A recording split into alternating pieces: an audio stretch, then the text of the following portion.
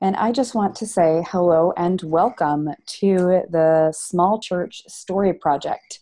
I am Reverend Chris Davies. I serve at the national setting of the United Church of Christ, where I do congregational assessment, support, and advancement.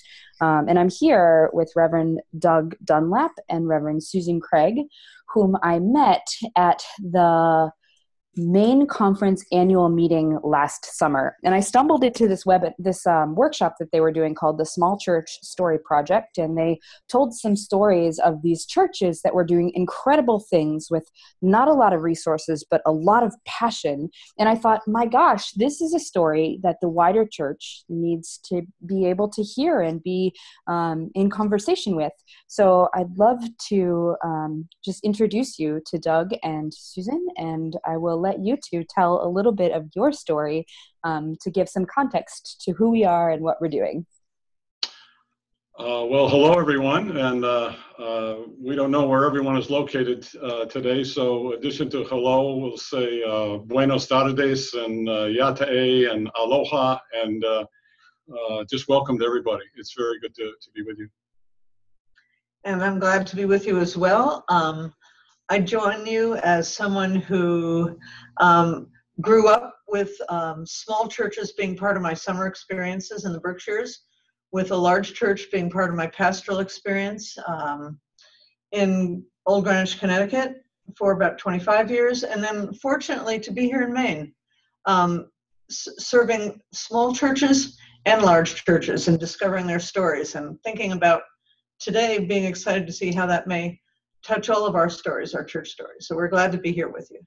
I think one thing characterizes what we're all about. We're really excited about it. It's been a joy to visit the churches, and we look forward to telling you the stories that we heard. Briefly, again, I'm Doug, and I have served in pastoral ministry. I've served in ministry in a medical center setting and a number of community ministries, some of them related to end-of-life care, rural poverty, and I've spent a fair amount of my time in rural communities, very interested in community building, both within churches and in communities. And I have been in urban settings as well, but have quite an interest, more than that, a passion for communities in rural areas and what they make possible. So we talk about what we did. Sure. Yeah, and as you're doing that, I just want to invite folk who are attending. You should be able to use the little chat down at the bottom to be in conversation with us as the panelists. And if you just want to let us know, who you are and where you're coming from and, what inspired you to be here in this webinar, that would be fantastic. And then we'll kind of be aware and engaging in that way throughout. There's also a section down at the bottom that says Q&A. And as we're talking, if you have questions coming up that you want to kind of throw in there, use the Q&A box, which is, I think, right about there for you. And we will engage those as well. So I'm going to share my screen. And while I'm doing that, Doug and Susan, I'd love to just ask you, how did you do this? How is it that you went about this project? Well, to give you a little sense of our process and answer your question, perhaps, between the two of us, we visited 10 churches over the course of 2 years. We attended worship with them. We attended congregational meetings. We met with pastors. And we were repeatedly there, so we also had the chance to develop a relationship with those churches as we were learning from them and looking forward to sharing those learnings with you today. I think we really helped them in that process to discover their own stories. And for us, the focus that we began with was we weren't going to churches to learn their history, going to churches to help them discover who they are and what they're about, what their story was now. And the one other quick thing I'll say is we never had a meeting that, in every meeting we had, we always were learning from those we were with. And we look forward to doing that with you today as well, to learning from you. how did we get started on this in the first place? How we were led to those 10 churches. The background of that is that partly as a medical center chaplain and also the community where I was located, I would come across people who were attending some very small churches, even some church starts, and that seemed to be rather novel to me, given the narrative of small churches declining in membership and dying out. And I remember the well-worn quote attributed to Mark Twain, where he said, "Reports of my death are greatly exaggerated." And I think that quotation could apply to small churches, at least some small churches, and those are the kinds of churches we wound up visiting. I started by, I was influenced, or inspired by the church, New Sharon, Maine Church. We'll talk about it more later, where the membership was about 10 people, and they had an extraordinary community ministry as well as a remarkably moving and touching table ministry where people worship around a table. And I began to think, I wonder who else is doing this. And I talked with other people in the main conference.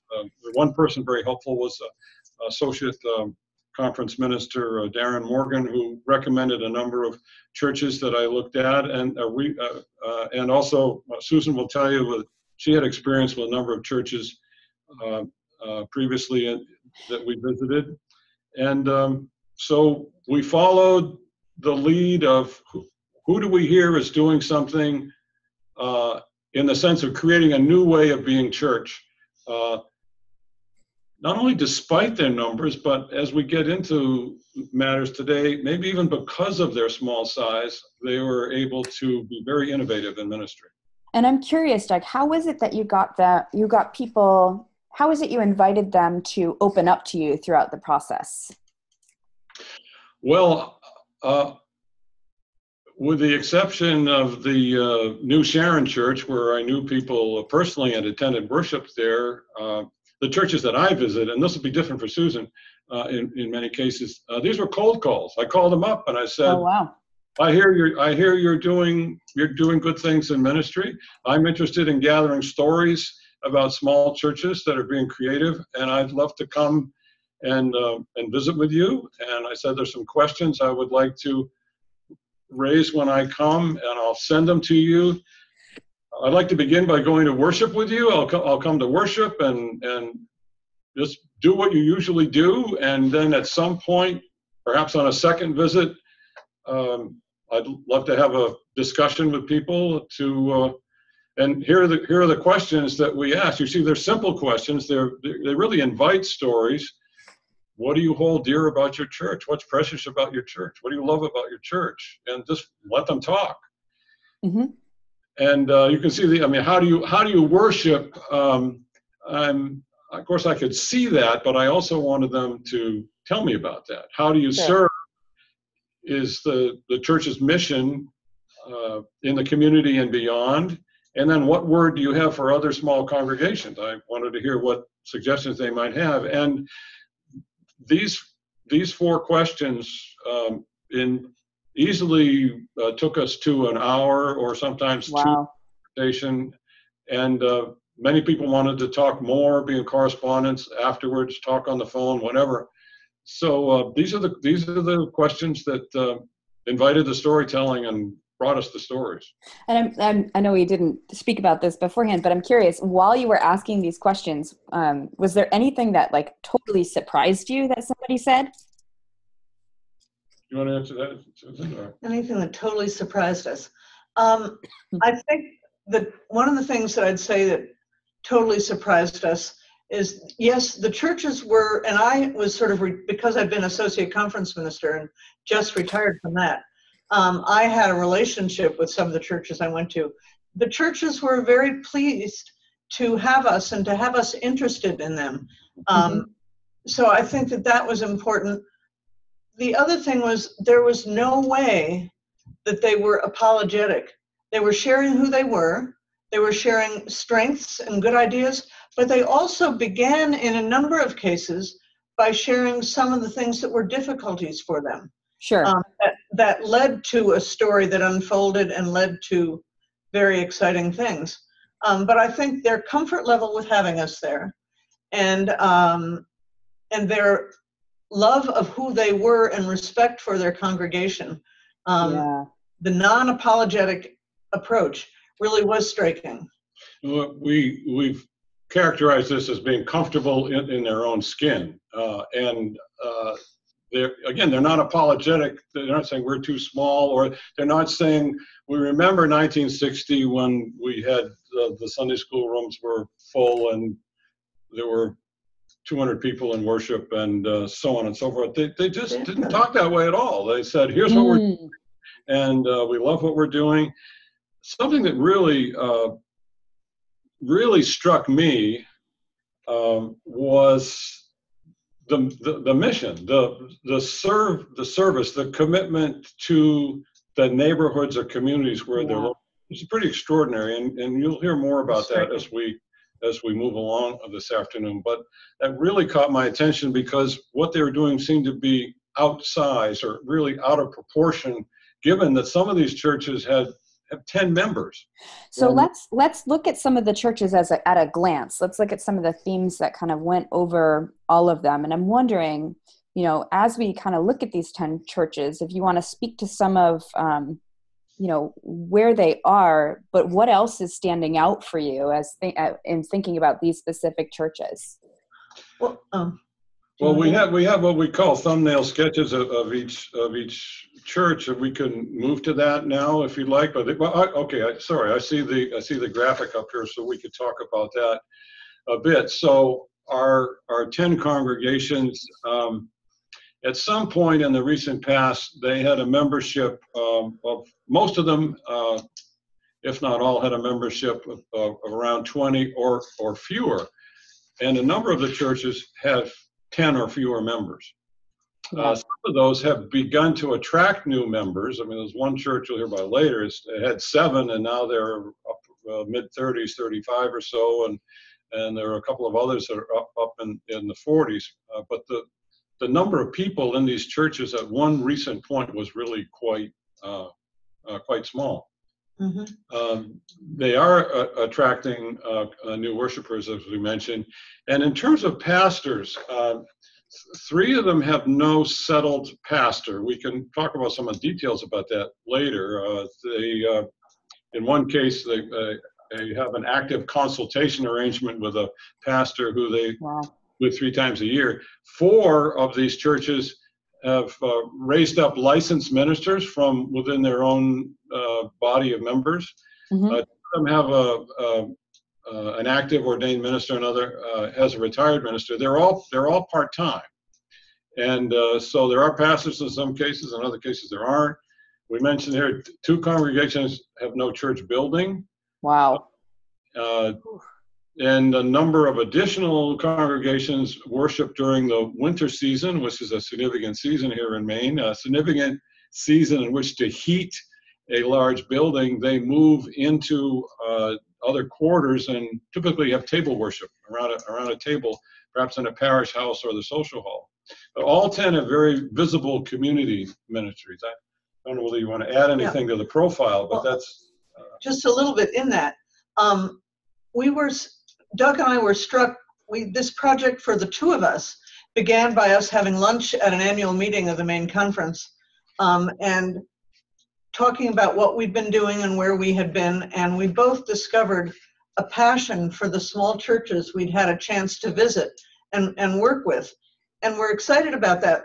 And Doug was in the process of developing this project, and we suddenly realized that, that we found commonalities between some of the churches we'd visited. And at that point, I think we were talking maybe about 2 or 3 or 4 churches. And we were curious as we wanted to pursue this further. Was this relative to southern New England or southern Maine, or was this an element in the western side of the state? And we began by looking at churches and talking, partly my past experience, and talking with Darren Morgan, the Associate Conference Minister here for small churches. And we found 10 churches all around the state of Maine, which is a large many miles circumference, and we decided we'd like to visit them to see if there were things in common or to see what the story was. And so I know at one point when you were thinking about these churches, you mentioned that all of them had experienced some kind of brokenness, or there was some crisis within their history. Do you want to speak to that just a bit? It certainly, yes. Most of them had faced a difficult moment in the life of the church. Now sometimes it was the fact that there had been a long-serving pastor, often full-time, who was retiring, and then the church realized that they could no longer financially support a full-time minister. So when this happens, it can be quite a shock to a church which has not known anything in its recent history other than full-time ministry. In some other cases, it was how are we going to? We can't afford the building. Right. We can't afford to heat a 19th century building in Maine weather. We can't do it anymore. We just don't have the resources for that, and there's such an affection for a particular church building that this was part of the brokenness. And sometimes there were difficulties of various kinds, which can occur in churches, personnel or personality matters. Many of them just faced a moment where they weren't really sure they had to make some decision about what was going to happen next. Sure. How they go forward. And then one other very common, I think, factor, which probably those of you who are listening in may relate to as well, is the reality of aging populations and how they would live with that. So those were a number of things our churches had in common. I mean, they also include such things as we don't have an organist anymore. No one can play the organ. We've always had an organ. I mean, in some of these churches have some remarkable instruments. Their organs are remarkable instruments, which are very precious to the lives of people who've worshipped for decades. And then all of a sudden, no more organists, or maybe not even any pianist, or we don't have a choir anymore. And so they've responded to this, and we'll get on. Yeah. We'll get to this in a moment, but. Sure. A full range of issues that were really quite, what should we say, confrontational. They were confronting a real turning point in the life of the church. So before we go into some specific kind of meaty pictures of some of the churches, do you want to add anything else about the context of the project or the methodology by which you gathered information? Or are you ready to dive in? Well, let's just quickly a geographic note. Maine is about just under 400 miles north to south and a little over 300 miles east to west, and we went to churches pretty much at those extreme southern, an hour north of Boston, to communities on the Canadian border. The other is that. Perhaps not a small point is that when we went to these churches and they welcomed us, we usually ate with them. It was always so we go to worship, we go to the worship service, and then there would be, I think the social hour afterwards was a little bit special for us, some special food. Sometimes it was a brunch. And so we ate together. We were in worship together, and we shared table together. And then we had these discussions. And so it was not a matter of getting a bunch of people into a hall and then starting off with our questions. We had shared worship and a meal with them before we asked our questions. And it was not a one-time figure it out visit and talk to them. It was asking questions, and in the first visit, they would be responding and be very congenial and very welcoming, but they were also hearing their answers for the first time. That, so they were learning along the way. And I think that learning and processing what they had heard themselves say also had a lot to do with our second visit that would come up and our learning from them and having had time to process. It was a rich, both relationship building and learning as to what it meant to be church. Yeah. Just the process of people being asked to tell their story now was a learning experience for them. It was enlightening for them. It's just this, it's similar if anybody was to ask any one of us, so tell me your story, and then we start telling it, and then we're hearing it while we're telling it, and we learn from that as we. It's not like we carry it around all the time. As we talk, we learn from it. We hear it anew. So before we dive into hearing a little bit about the new Sharon congregation, I just want to pause for a minute and say hello and welcome to Caitlin from Richmond in Vermont, to Hannah from Burr Ridge in Illinois, and to Jim from Indiana, Kentucky conference.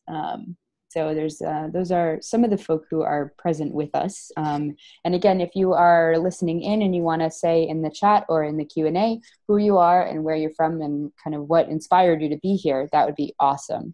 Having said that, Doug, I'm going to invite you to kind of dive right in to New Sharon.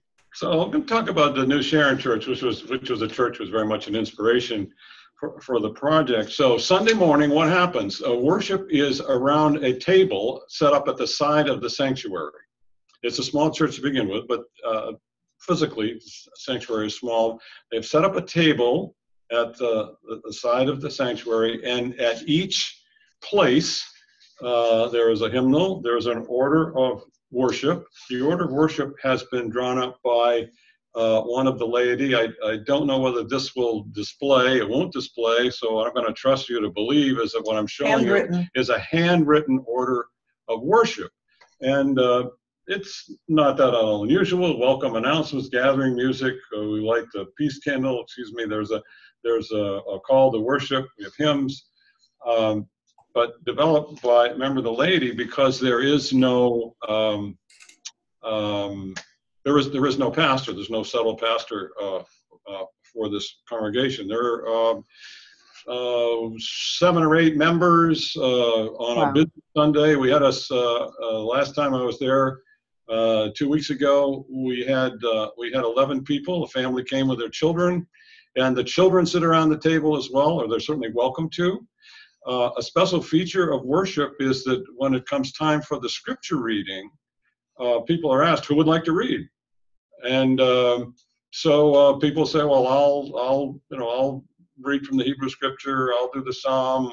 I'll do the epistle. I'll do the gospel." And then people read. They may bring their own Bibles, which some do. It could be different translations. That's fine. We don't mind.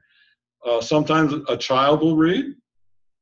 That's fine. And then, what about the sermon? Well, the sermon is, when the reading is done, we say, "How have you been touched by what you've heard?" So if you just think for a moment, to attend a worship service in which every single person has the opportunity to speak of how the word has touched her or him, that's pretty remarkable. And people in the church say, this couldn't happen if we were larger. And they love that. They embrace that. And the spirit of this continues on to the time. There's no sermon. That's the sermon. That's the message, is what people hear and share. And there's no pressure. Every once in a while, someone will say, I don't know. I'm in a difficult day. I don't choose to say anything. Frankly, I've seen that happen once, maybe twice. Mm-hmm. Prayer time. Every person has a prayer candle, my friends, and the light is passed from person to person. So it's my turn, and I may then speak my joys and concerns, as some churches refer to it, or thanksgiving and intercessions, petitions. Other churches may use that language.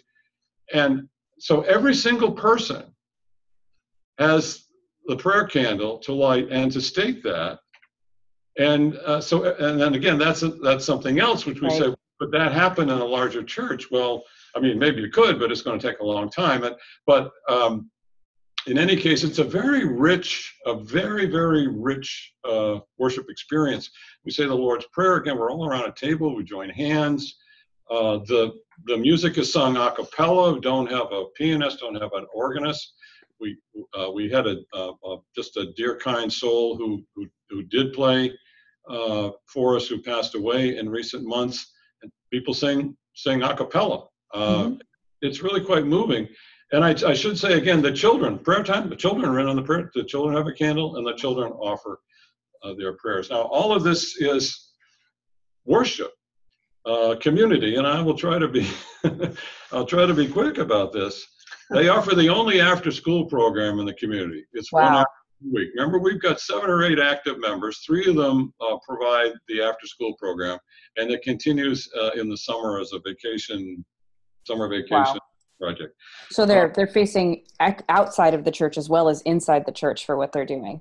Right, and these children, as far as all these children come from outside the church. So some of them come on Sunday because their families have been attracted to come. They're not members yet, another one, from January to June, once a month, the church hosts a concert.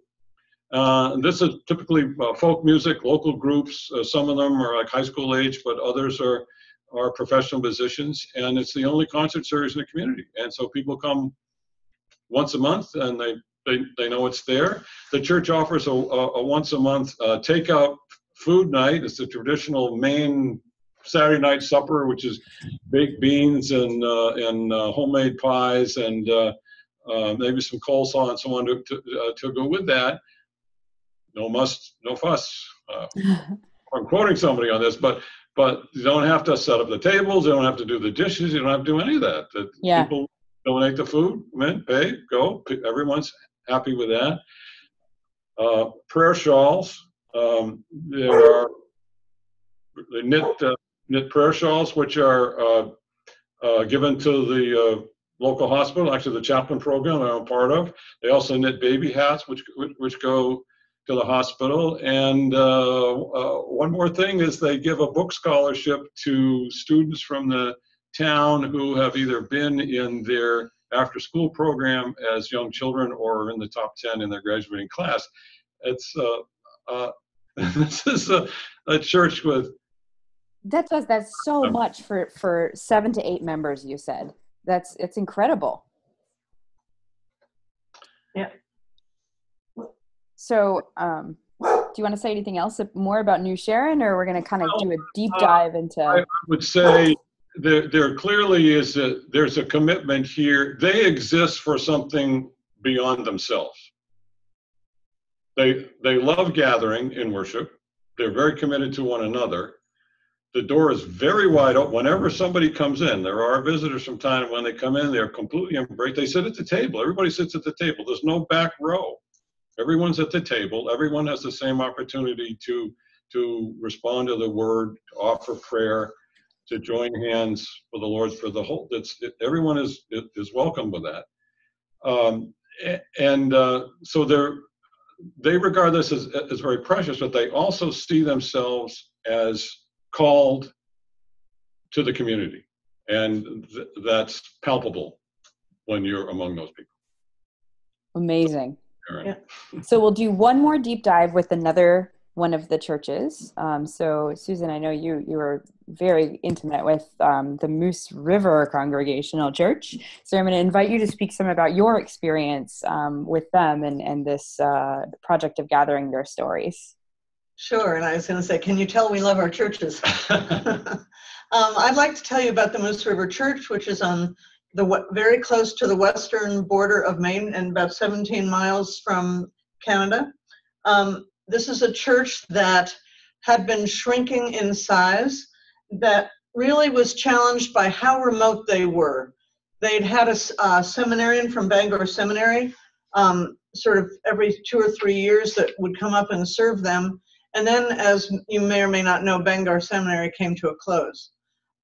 So they were without a pastor, and what happened then was that a pastor who was nearby, that would translate to be only an hour and a half from them, was willing to come and serve them on Sunday afternoon twice a month.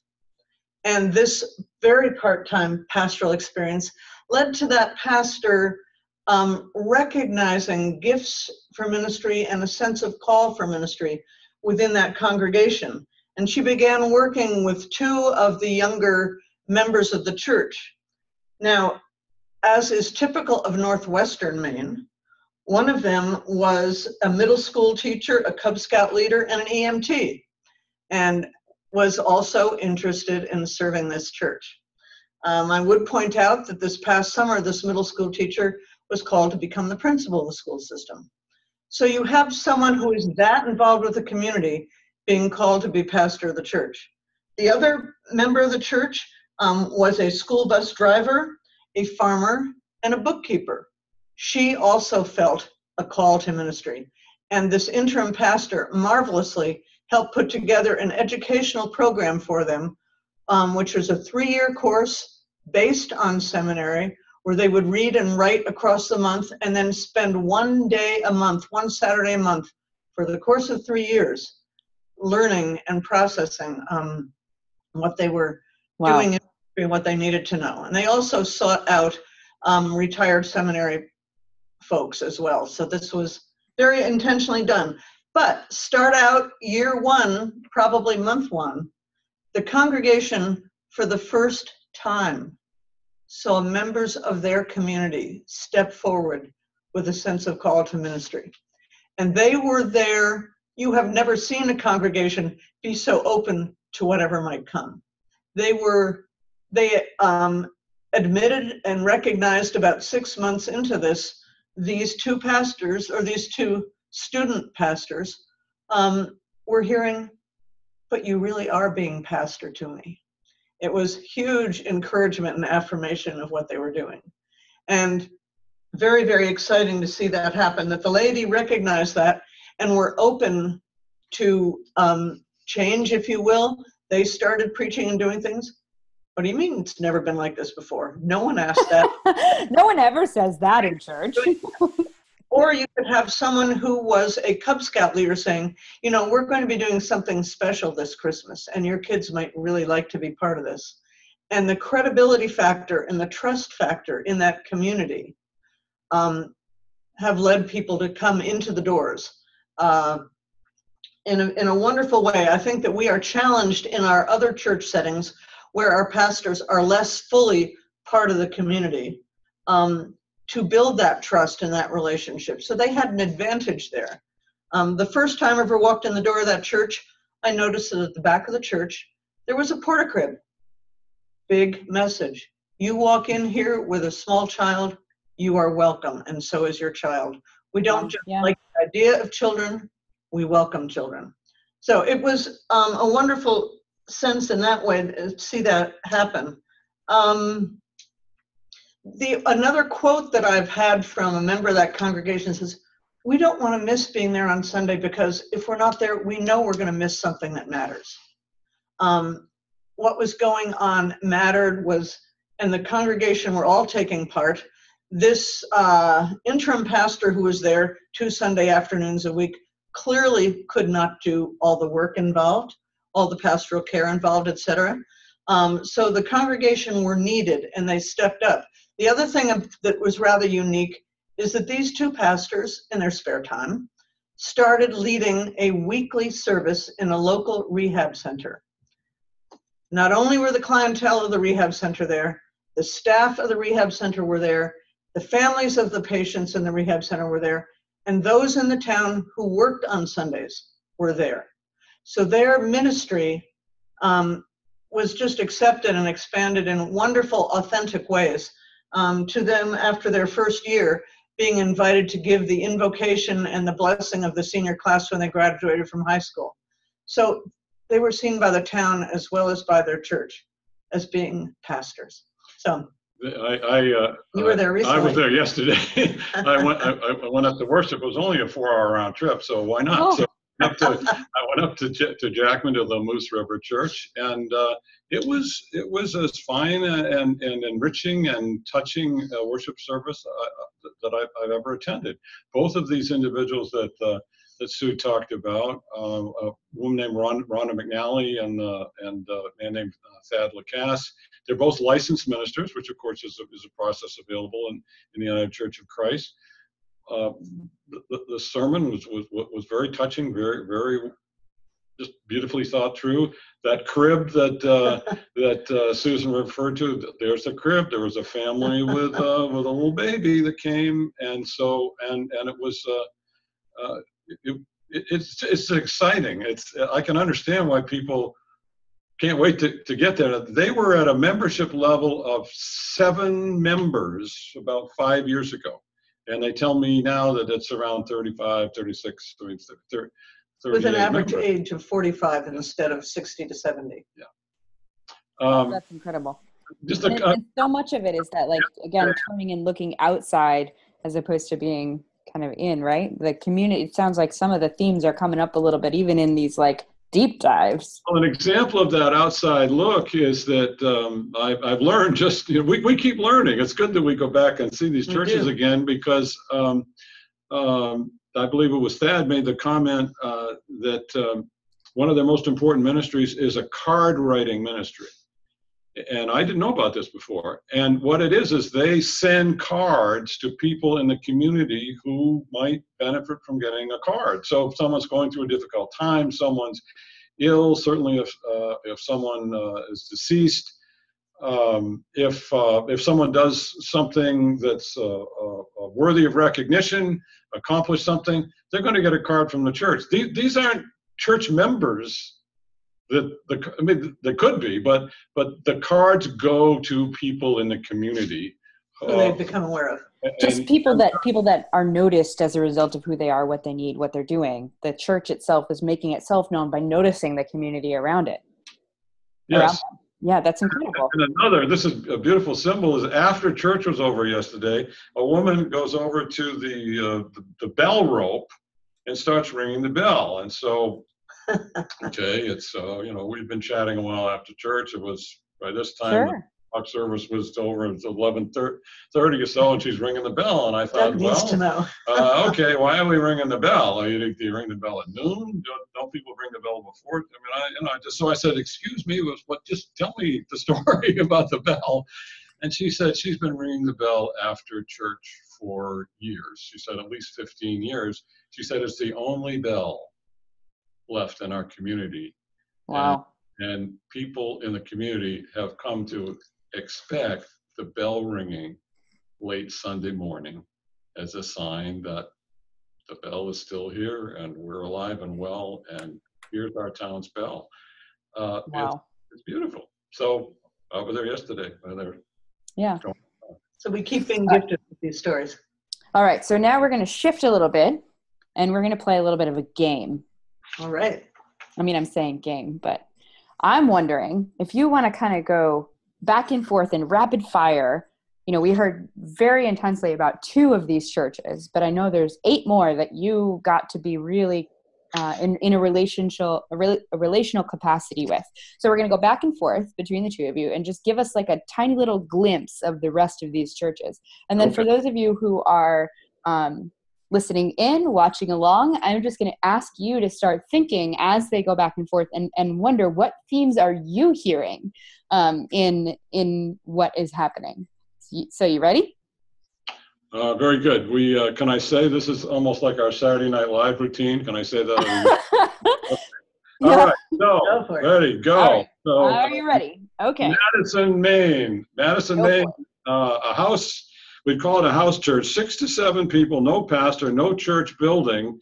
This is a church that was a church, was no longer a church, and then it is a church because this church actually closed, but then it opened. I'm supposed to do this fast. So once a week, they have at noon on a Friday, they have a prayer and Bible reading and discussion time, which is held in the home of one of the members. So what had happened was that the church had declining membership, difficulty meeting their financial requirements, and so the church decided to close. Now, how did they close? This is very interesting because they had $50,000 in the bank and they owned a building. So what they decided to do, instead of spending down to the last nickel and saying, the last one out, please close the door and turn off the lights, the money's gone, they donated the $50,000 in 5 separate donations of $10,000 apiece to community programs such as a regional hospice program and the local food pantry and others. Then, when they sold the church building for $65,000 plus or minus, they donated all of that to the summer camp of the Maine Conference, which is called Pilgrim Lodge. It's an overnight summer camp. It's actually used late spring and into the fall and so on as well. And so they gave away these resources so that others could benefit from them. And then a group of, as I said, 7 or 8 people, they continue to meet now in a house church. And except when one of the members had to be in a convalescent home, rehabilitation home, they just moved into the home. The home gave them a conference room to meet in, and they just carried on it. I mean, it's great. It's this movable feast. And they've led worship there too. Yes, they led worship there. They lead worship in this nursing home. They lead worship in two other boarding homes. They provide rides for medical care to people. There's no hospital in the community. You have to drive to another community.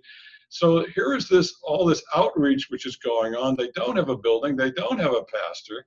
They do check in with a pastor a few times a year who will offer a sounding board, talk about it.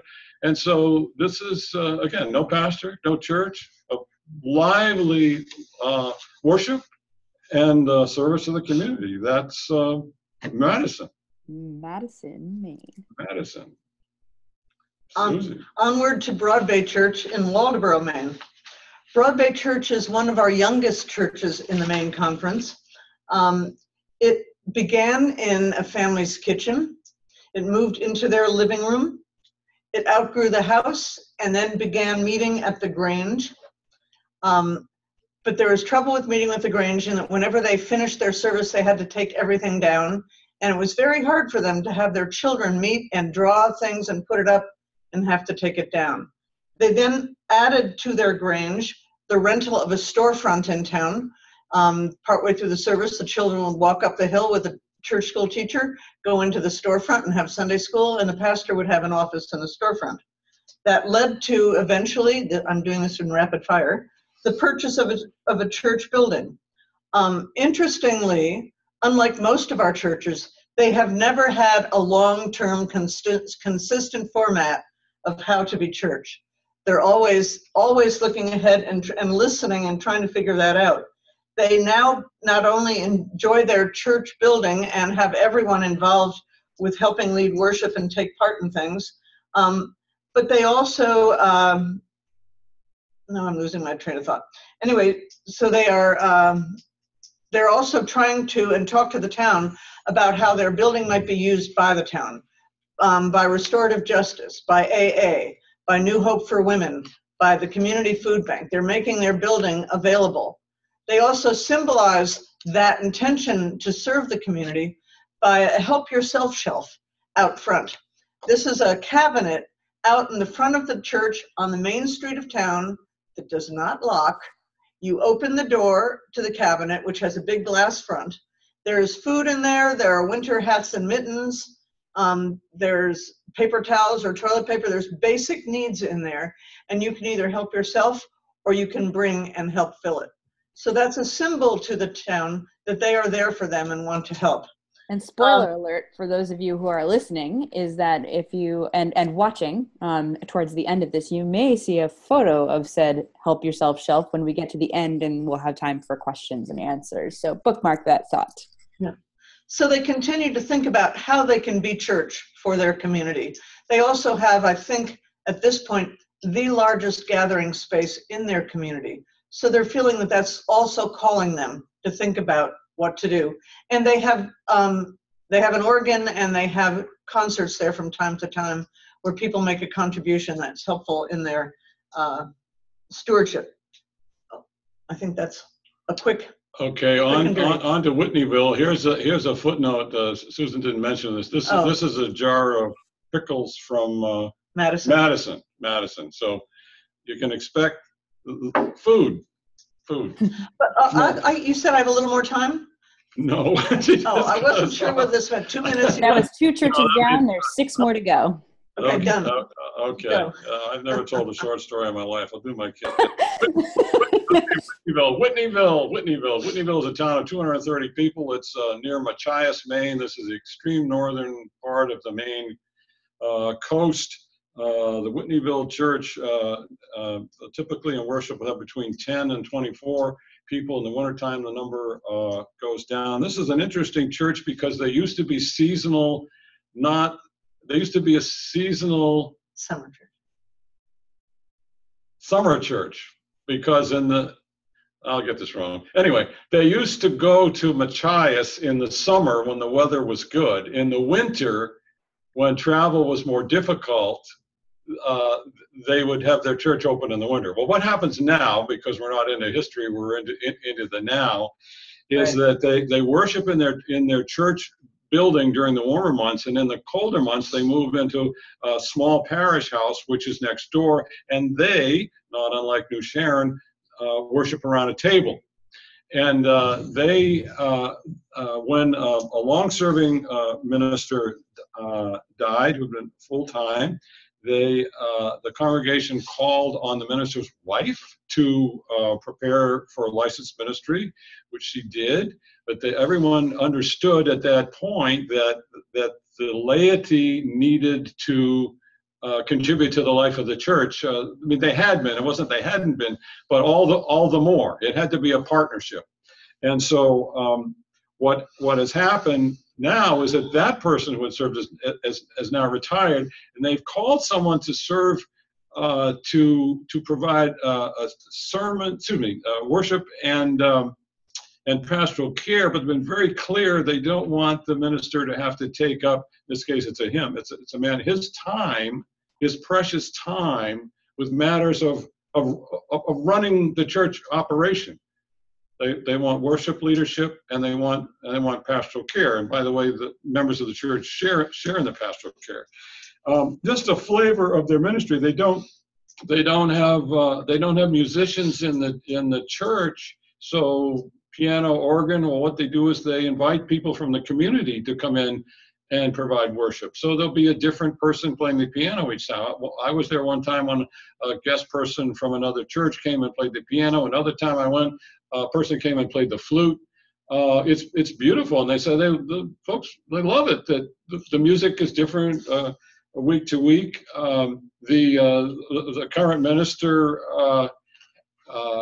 in the reading of scripture has people take parts. So when there's dialogue in the scripture, people, and they just do it in the moment. Who's going to be the woman at the well today? Okay, great, thanks. And who'll be Jesus? Okay, let's go. And it, of course, it's very rich and lively. Pop-up theater. Have that kind of, yes, pop-up theater in Whitneyville, Maine. What I really must get to is this church really surprised me with what they do for outreach. When Head Start funds were reduced by Congress, this church opened a mothers group which meets in their small parish house. It's one day a week, but it is the same population. And there's a member of the church there. It's not that they say, here, you can use the space. Well, yes, they can use the space, but members of the church are there to be supportive of that. And another day or two a week, there is a group of people with developmental disability who come and use the space. This space has also been used as a temporary homeless shelter for people. It's a house. There's a bed that opens up. I slept there and went to visit. I mean, it's they make this house has become a community resource, and members said to me, "There's something going on here every single day of the week." This is a congregation of what I say 10 to 20 people. At Christmas time, there's a local local company that makes bags. So together with other churches in there, what is this called? A Christmas Giving Tree Program. 561 toy bags in cooperation with other churches that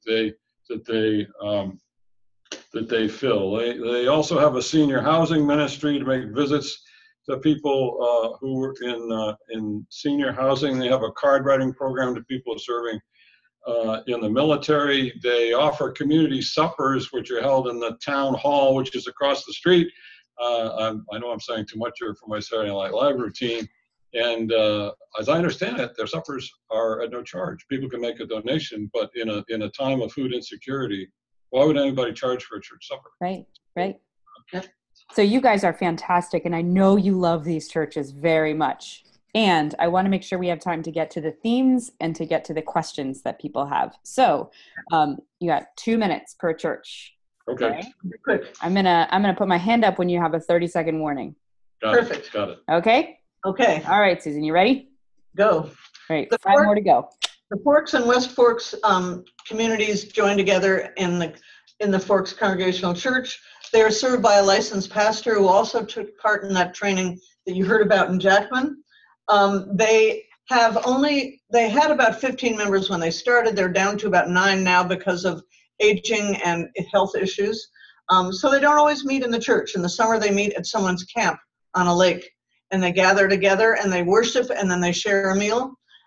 They also are there and welcome Appalachian Trail hikers, and they're excited about that. They are a May to October church. Short story, they had 1 child in their congregation. The church on their last Sunday in October chose to worship on Saturday night because Sunday was Halloween and they all wanted to be home for the child. So every member of the church matters. They respond to community need. There's a summer children's health initiative. They host the community food pantry. They gather in the town hall at Christmas because they don't have the money for heat and worship there. And they did a fundraiser raising thousands of dollars for an injured firefighter. Lastly, their pastor, who's licensed, also has become the community chaplain to the fire department. So she is all over town and available and is seen as pastor to the community as well as her church. Is that fast enough? Oh my gosh, you did it in a minute. Susan gets the cake here.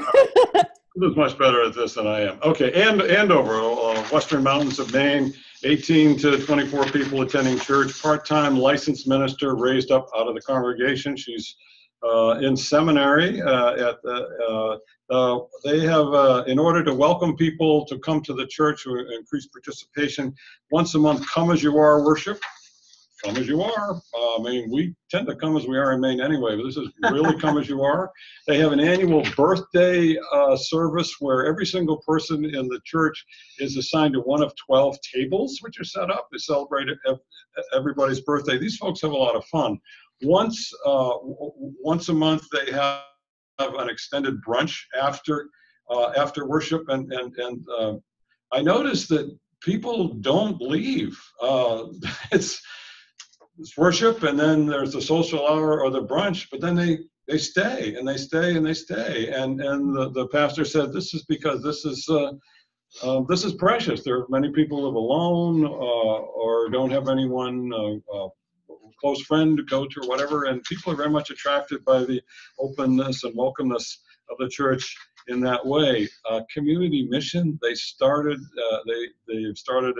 a summer children's lunch program. They started an initiative to bring locally produced foods into the menu of the local elementary school. They welcomed the National Alliance for the Mentally Ill, known as NAMI, to come into this. It's a community of 800 people, fairly remote, brought them in to provide educational programs, and now they are an initiative for one mission a month as a focus, everything from the local food project to heifer project. When a firefighter became injured, not someone who belongs to the church hosted a benefit supper and raised $5,000, which in that town. For a community of 800 people, that's incredible. Onward? York Beach. You got it. Okay, now I'm talking to you about York Beach, and this is my prop.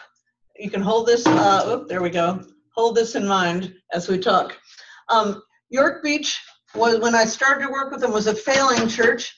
Its average age was clearly 70-ish to 80 to plus that. And their membership was declining. they realized they couldn't hold their fundraisers of church suppers on nights throughout the summer.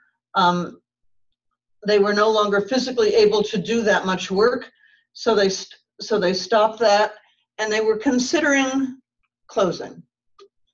And there was this movement of the Spirit within the congregation that they were working with an interim who was going to help them close respectfully and, you know, appropriately. But they started meeting on Saturday morning because they had a better idea. And what they finally did, or what they then chose to do, is they cleaned out their basement. One of the symbols of this was all the old stuff that they had always done went. They didn't throw it away. They gave it to organizations, to individuals, etc. So they cleared out their past history. And uniquely, as that was happening, someone came to them and asked if he could put a concert on in their church. This is a church right in York Beach on the coast of Maine, big tourism in the summer. They advertised it, they put on a concert, and they raised enough money that evening to repair their furnace. Big deal. I arrived the next morning to have an elderly member of the church come out to me and say, "Dear, I need to tell you, I was here last night until 10:30. I haven't been at church until 10:30 for 20 years. But they started to get excited about what might be new and different. So they carried that good spirit on. And in the winter, then the next sort of part of the story was they were doing a memorial service. They have a halftime pastor. They were doing a memorial service. And it was snowy, and the funeral home director arrived at the church, and he looked at the church, and there was the front walk just filled with snow. And he drove around to the back of the church, talked to the pastor, and said, "Thank you so much for opening up for us."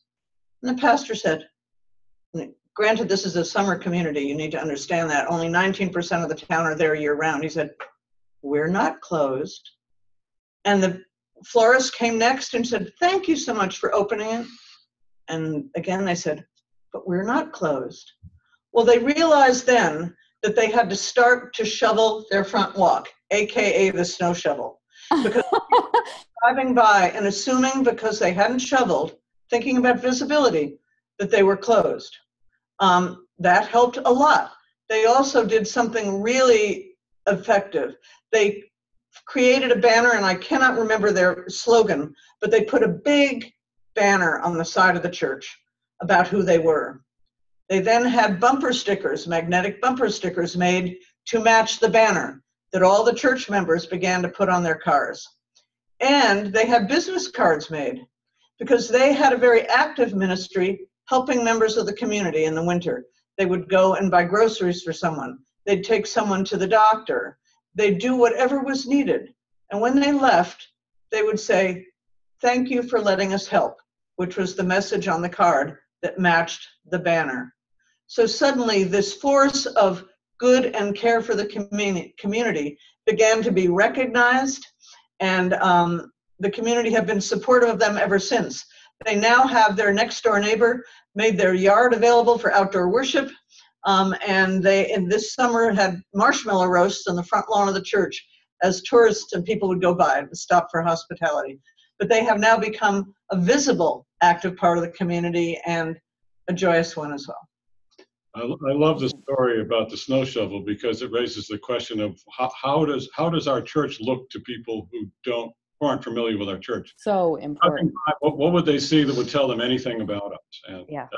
So there's 2 churches left, and we're going to keep going rapid fire, and then after that we're going to move into some of the themes and the questions that come up. Brooks is a central Maine church that has now up to 30 to 40 attendees, but that's double where they were about 5 years ago.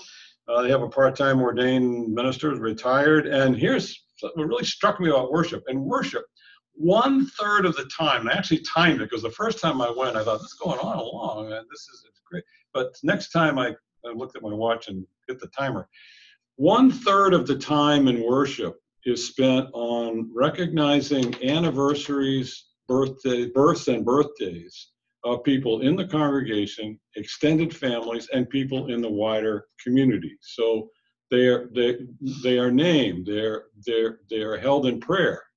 Then during the passing of the peace is very unhurried, and it appeared to me that every single person there was there, probably 30 people, every single person greets every single other person. I mean, the choir, people come out of the choir, and it just goes on. And these aren't just the handshake. This is, people are engaged with each other.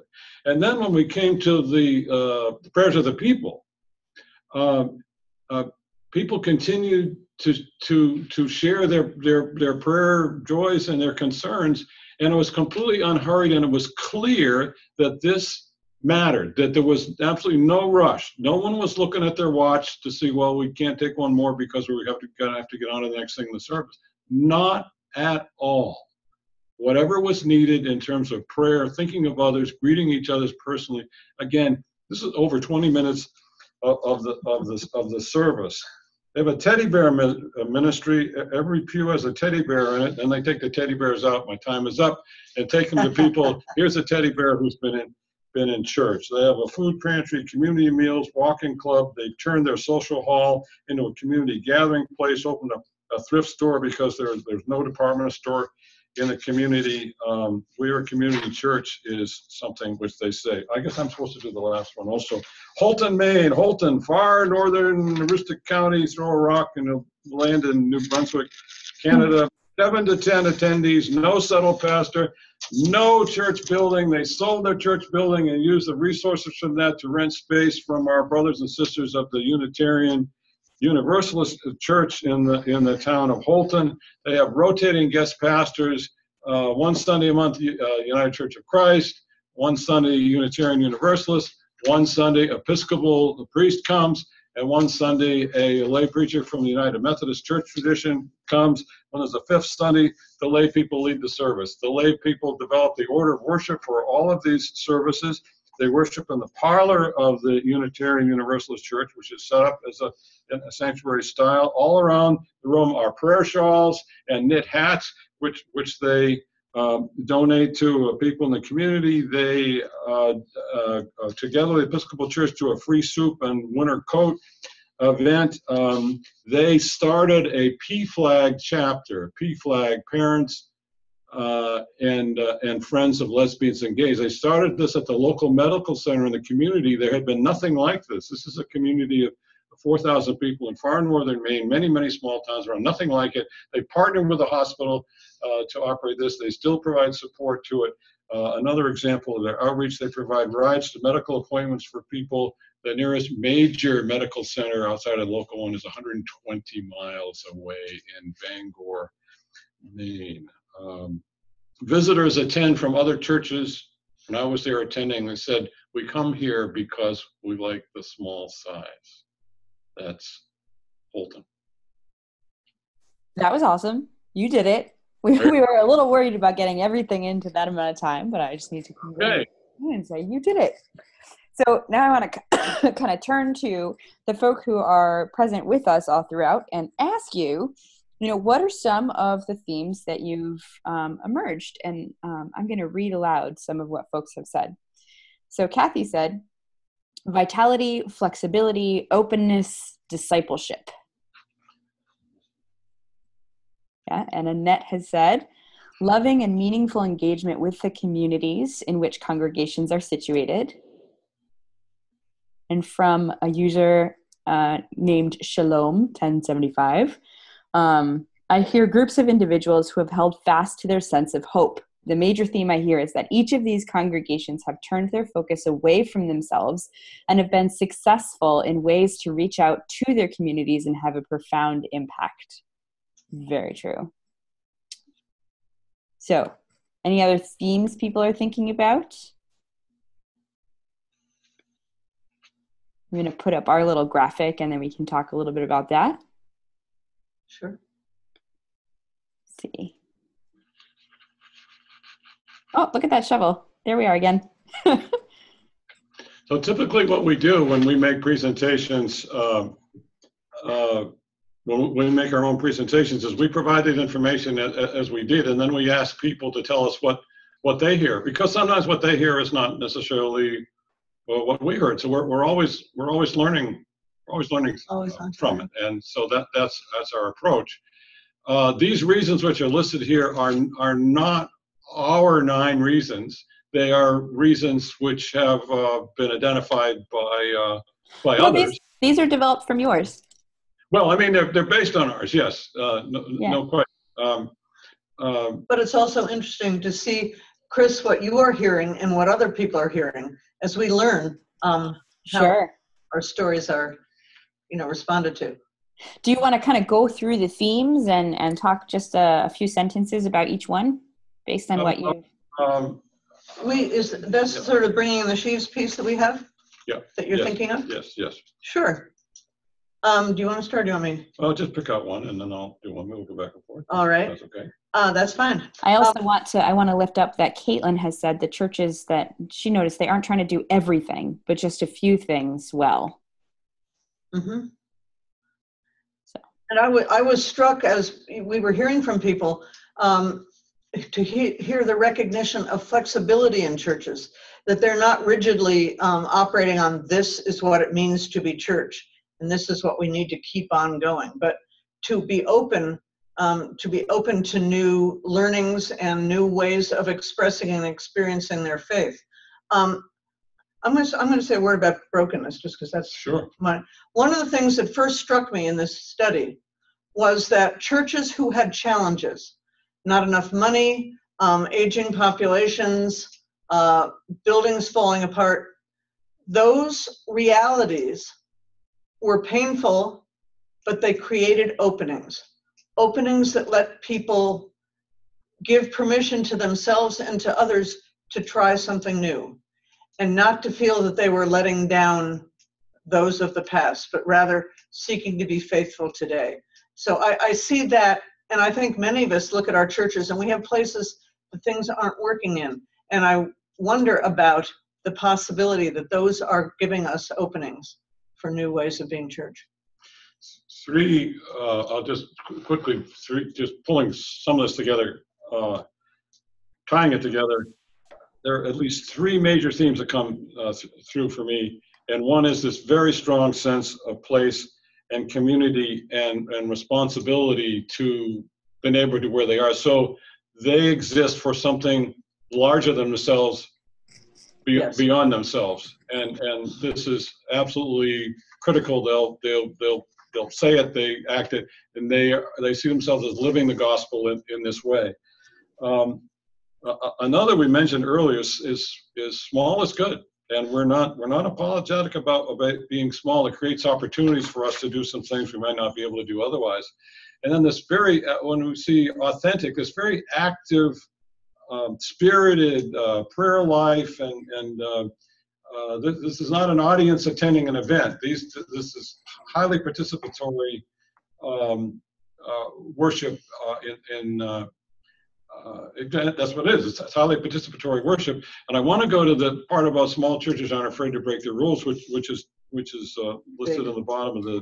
And then after that, we've got a handful of questions I'd love to engage. So if you want to speak to that, and then I'll kind of lift up some of these questions.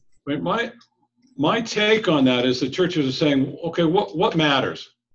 What's important? And so that has caused someone to say, do we need a building?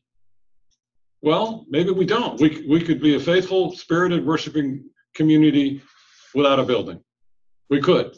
Do we have to have an ordained minister? Well, not necessarily. We see about half of our churches have licensed ministers. Do we? What is essential in order for us to have a rich spiritual life and to respond to the call to serve? And so when we talk about breaking the rules, they're not afraid to step away from a traditional form or expectation in order to be a spirited and faithful worshiping church, and in order to respond to the call to serve.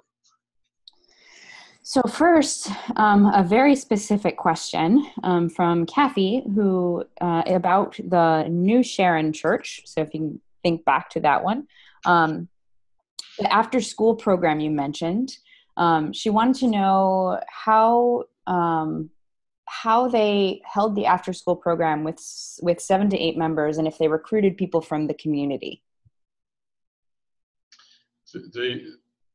Well, there are 3 members of the church who provide the program, and the children come from the wider community. They don't come, none of the children are children of communities who are church members. I did mention that there were some children who come to worship, and they come to worship, but they're not, their families are not members of the church. So the children that are receiving, do they help out with the running it? This is about kind of recruiting other caring persons to make it happen.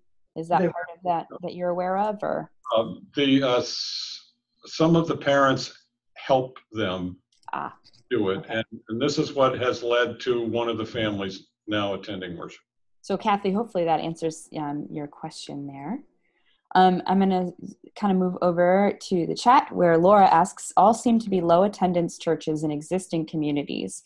What about rural churches in unincorporated areas with no natural community? So no schools, no government structures, fire, police, or anything like that.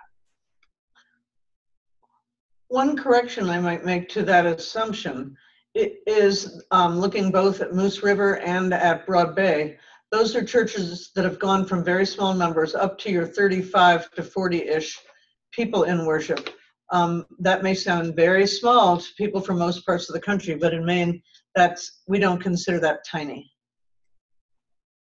Sure. So for rural churches where there isn't a kind of a support structure within the community inherently, do you have any examples of that, or see how these themes might apply in those cases as well? Well, first of all, I'm very, I don't know what the word is, I'm very sympathetic, very appreciative of the question. I've worked in some very, very remote communities myself in other parts of the country. We didn't visit any of those kinds of communities. We're always visiting a church, so we didn't go into a community that didn't have a church and gather these stories. So there's some kind of some of these towns are called unorganized territories in Maine, and I'm not sure whether the Forks is an unorganized territory or not. But so I don't know how to answer that question. It's a wonderful question, and I appreciate it. I do know that some people traveled from some more remote areas to go to some of these rural churches, sure. And we're happy to do that in part because of the small size. They wanted something small. And so that's what I answer that. I really appreciate the question. So I would imagine in some places where the church is the only kind of structure around, it becomes even more important in some ways, that if there isn't the schools, the government, the fire, the police, anything like that within the unorganized territory, is that what you called it? Yes. Mm-hmm. That if there is the church, then there's a little more on it in some ways. But I also would. Well, I'll say the only way people will know what a church is if the people who are part of that church live the word, live the gospel, if you will, in a public way. And what these churches are doing is they're identifying a need in their community. They're not saying, let's do something and see who comes. They are talking with people in their community. What's broken? What's needed? What's hurting? And yes. They respond to that. It's not church making up its agenda for what to bring to the community. It's going into the community and saying, what do you need that we might speak to or act to? Not right. So another question from Caitlin in Vermont is, what about small churches who have a full-time pastor? How do you see these themes also applicable to churches of 100 to 150 members? I think one of the things that we're excited about is we don't think these learnings are just for small churches. I mean, I think historically you've looked at, or divinity schools have looked at, what does it mean to be church? And then with a large church example. And what we have learned is that, what we are learning is that there are important lessons here from small churches. We've talked about some of those lessons. There's the lesson of learning what you can do in your community. We've just said that. There's the lesson that when there are broken places, wondering and looking and praying and talking together about what that might be opening up for us. Not being afraid of a shortfall in funds, because that may be opening up something else. I don't know if that answers the question, but we really, and actually this is something we'd like to hear from those who are participating today. How do these themes also relate to you and your churches? But I see problems not as a bad thing, but rather as an opening to how do we be church today and not try to cling to the past history we've had. What's our story now? I want to hop in and say that, so we've gotten some feedback from participants throughout the webinar, and people who use that list that we put out, let me go back to this here, oops, who used that list that we put out as a basis for, Caitlin used it as a basis for a sermon on Stewardship Sunday to identify things she saw within her own congregation and the way people share time, talent, and treasure. And then Jim from Indiana Kentucky Conference used the 9 Reasons meme as a liturgical prayer within the fall association meeting. So this is going further than we expected.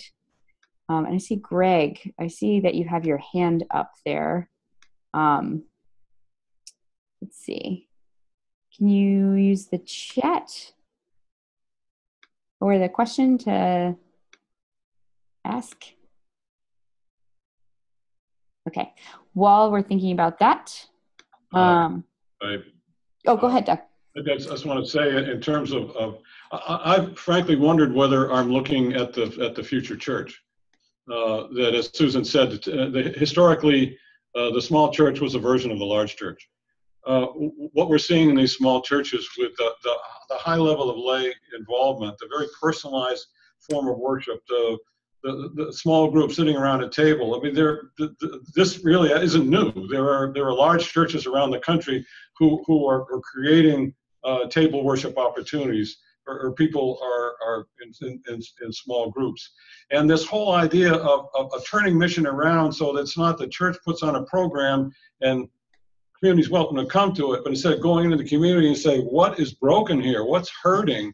Where's the suffering? And then we will respond to that. Yes. So, and the high degree of involvement of the laity. I mean, laity can do it, been doing it since the 1st century. So, anyway, that's what I'd offer to churches of any size. And also in a large church setting, it's been my experience that in a large church, there are in fact many congregations. There's your young family church school congregation, there's your choir and music part. You know, there's a book group. There are different groups of people who meet together, live out their faith together in the church and beyond the church. So that I think, you know, in some ways that those may be some of the smaller church experiences in a large church. I also want to say, this is actually a great lead into Greg's question here, where Greg asked, I hear only the examples are small town rural communities, and he wonders, how does this fit into small urban churches? His church is 15 to 20 people in a poor part of Louisville.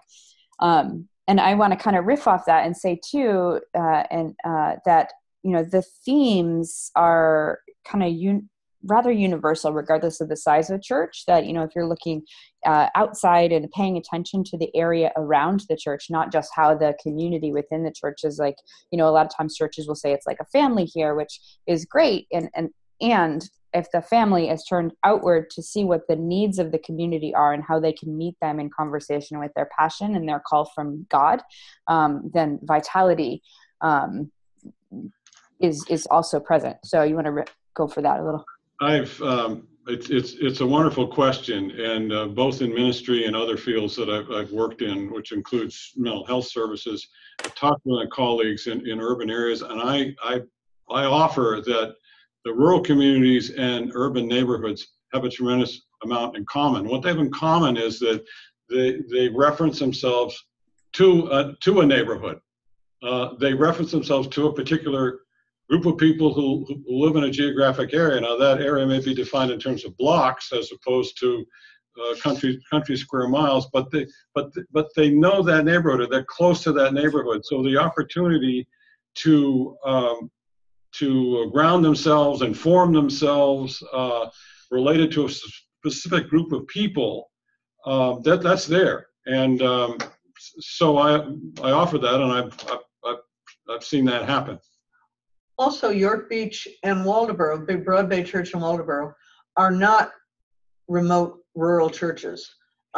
York Beach is right just over the bridge from New Hampshire.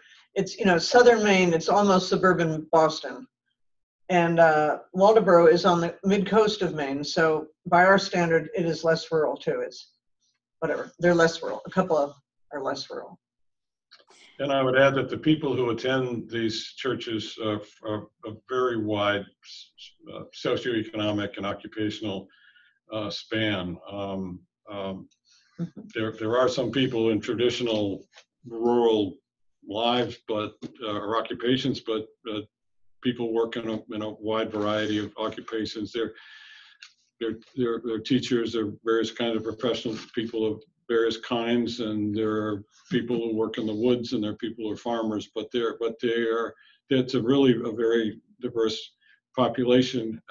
As rural life has changed, and many of these rural communities are actually bedroom communities to larger towns or small cities, or they don't fit the stereotype of a rural community in many cases. Jim also has hopped in to say that table worship is the most popular at St. Stephen in Louisville. There's a brunch worship 4 to 5 times a year, and more folks show up for that table experience than the traditional and blended worship. And Wednesday night assault, bring your takeout, and the church offers drinks and desserts. We eat and watch a sitcom and then have 25 minutes of worship. The folks love that time as well. So, and then reminds us that first century church was around a table every time they gathered. So just another thought from folks who are with us.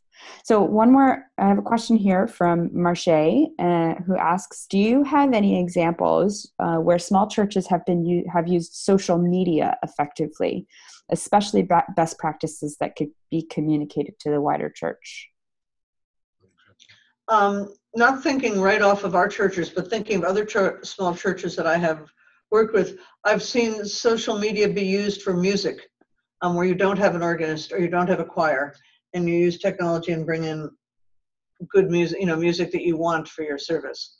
I also see that as needing to be in touch with people's safety and care as far as having access to communication. Maybe you could speak. Well, certainly social media has been a tremendous asset to these churches or keeping communication with people, because in some cases, the people are dispersed over a large geographic area, and it enables people to be in contact with one another through 12 months of the year during seasons when sometimes travel is difficult or expensive, because the price of gas when you're in a rural area and it's 20 miles or 40-mile round trip to wherever. So I think it's tremendously important to many of these churches in terms of using it as a platform for worship or prayer or other parts of the church life like that. Wow, what a great idea. Let's do it. But I think it's used a lot in the case of storms and checking on members of the church. Are you all right? And that kind of thing. Yes, yeah. Yeah, it's amazing how the technology changes, but the impetus of care is still present. So I've heard of small churches that use social media to do their prayers of the people. For example, the pastor or the worship leader might say, what should we pray for? And then people from all over the community and beyond will hop on the thread and say, lift up what needs to be lifted up in a way that starts online, but moves offline as the church is in worship. Yeah. I mean, the other thing that, strikes me is that social media is for small churches and beyond, it's a storytelling platform that, again, faces outward. I know of a pastor in kind of an upper area of Connecticut at Westfield Church. John Chapman does a brilliant job with social media in such a way that the stories of that small church go all over the country. I mean, this was the church that took the picture first of the rainbow doors that say God's love is for all. And that picture is now all over the country because of social media from a very small congregation. So the opportunities are present. Some here through some of the stories we've heard in Maine, but even in the wider church. Yeah. I've seen that used in churches where for prayer requests, people will send things in and someone will be at the back of the church to receive those requests and add them to the pastoral prayer or joys and concerns that day. I've also seen it done so that people at a distance can lead the call to worship, or their voice can be part of the service. So I think there's a possibility. Yeah. That's not speaking of a small church now, but that is something that's happening in Maine. Sure.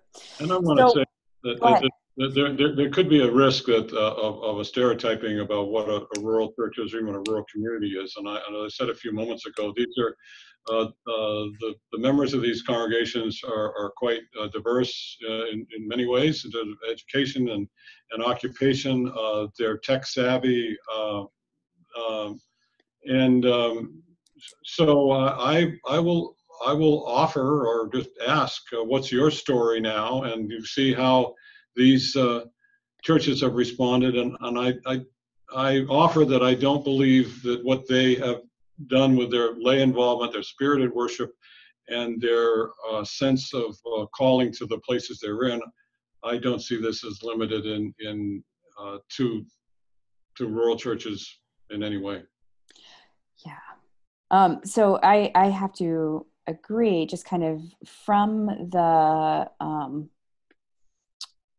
perspective that I have at the national church, I can see how these themes are playing out over so many different congregations, from congregations that are spiritual communities that are just really started, to communities that are, thriving and urban and full of people, or suburban and trying to figure it out, or regardless of the congregation, the themes are present along the way that where you see kind of vitality. So there is so much that the wider church can learn from these stories in this kind of small cross-section, and ways in which we can be in conversation with each other. So I just want to thank you so much for the work that you have done and the opportunity for us to sit and learn from you. And I want to thank folk who are present in this webinar. If you have follow-up questions, you can feel free to contact us via our emails, which I've just thrown on the screen there. I also want to let you know that we've recorded this webinar, and this will be available as soon as we convert and get it out. So we'll have that as a resource, probably up on my website at some point. Then... Great. So we have, on that note, I just want to say thank you and blessings as you go about the rest of your day. And do you want to add anything else before we go on, Susan and Doug? We thank you for the opportunity to be with you, and look forward to continued learning. We hope that maybe some of this will be part of your own thoughts in regard to your own churches now that you've heard these stories. We would invite you to bring the questions before your congregations. What is our story now? Yes. And what would we like our story to be? And a time-honored approach is who is here? What are our gifts? And to what are we called? And that, in a way, is another form of the questions that we asked. So I invite you, and thank you so much for being with us today. Thank you. All right. Blessings along the way, and we will continue to hold all of your communities in prayer as we move forward. So thank you, and goodbye. Thanks, everyone. Blessings. Blessings.